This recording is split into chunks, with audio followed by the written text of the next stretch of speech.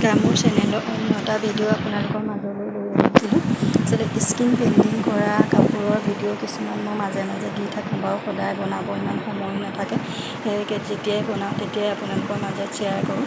যদি কোনোবাই এনেকুৱা ধৰণৰ কাপোৰ ল'ব বিচাৰে, কটন হওক বা মিক্স পাট হওক, যেনেকুৱা ধৰণৰ কাপোৰ লাগে অৰ্ডাৰ কৰিব পাৰিব।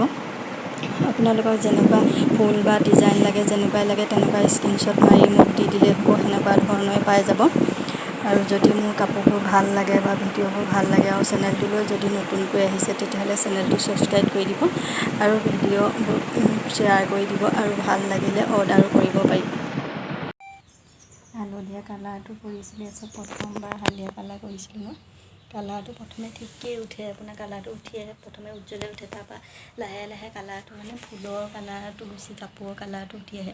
প্ৰথমবাৰ কৰিছিলোঁ মই য়েল্ল' কালাৰটো মানে। যদি কোনোবাই জানে কালাৰটো কৰিব নোৱাৰি নেকি বাৰু জনাবচোন।